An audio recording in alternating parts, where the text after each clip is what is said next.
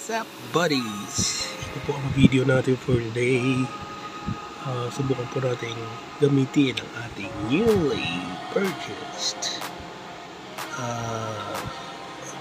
ano tawag dito? Blender or juicer or something or kung ano man to, ano. Nakakita po ako ng mangga na medyo overripe na. Medyo bulok na nga iba. Kaya kinuha ko na lamang yung mga pwede pang pakinabangan. Okay. Try natin na i-juice yung mangga natin. Alright. Sige. Healthy living tayo ngayon, buddies. Ngayon, ilagay natin yung mangga sa loob ng juicer or ng container. Yan. Para hindi sayang yung mga prutas natin dyan sa ating mga bahay na hindi natin nakain kaagad, hindi natin na-consume kaagad. So, kailangan natin gamitin ito, sayang may mga nutrients pa rin. Mangoes are rich in vitamin C. Yan. So, kung hindi na natin ma-consume siya ng pakain or by eating, by drinking naman, natin muna po ito i-blend para maging smoothie. For today's video, wala po muna tayong gatas. Try natin ng at itself. Sige. Lalagyan natin ng konting tubig para hindi mahirapan ang ating blender. Mini blender. Yan, konting tubig. Ganyan lang, sapat lang. Although naman po ay experiment. Pagka ito palpak, di try again. Hindi naman siya masasayang, kakainin natin o iinin natin. Okay buddies, ready na ba tayo? Ito na po ang konting mangga sa loob ng ating juicer. Ang brand po nito ay Reaper. Nabudol tayo ni TikTok. So, lalagyan natin yung takip or yung base. Iilaw po yan. Pag umilaw siya ng blue, sabihin properly in place ang ating pong takip.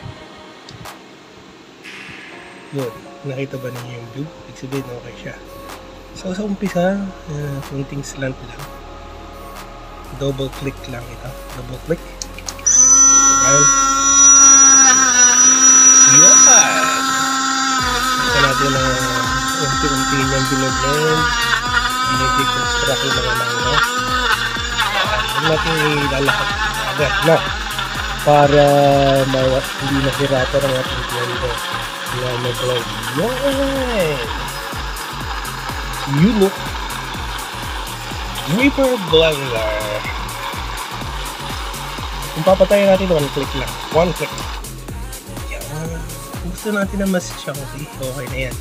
Pero kung gusto natin na mas smooth, pwede pa nating click pa ng kaunti. Ayan. Pwede natin itong lagyan ng gatas at lagyan ng yelo. Pero ngayon, dahil may sipon pa tayo, as is. Yan! Start the day with a healthy meal or healthy concoction. Concoction, tubig tsaka mga lang. So, buddies! Yun o. Ito na ba ang start ng healthy living? Ito na po yung na-blend natin, na mangga. Yan. So refreshing. Freshly blended or freshly juiced. Mga chunks pa yan. So masarap ito pagka malamig. So para tayo maging healthy, dapat meron tayong servings ng fruits every day. So this is a perfect way to consume your fruits. Kung hindi natin makakain as is, i-juice natin o blend natin para mas mabilis natin i-intake. So kailangan natin maging healthy buff. sana natin ito, na ma-maintain natin. So daldal. Ito na yun, buddies. Mango shake, mango juice na walang kahit anong nakalagay. Pero sabi ko nga, pwede itong lagyan ng gatas at ng asukal at ng yelo. for 4 para maging more refreshing.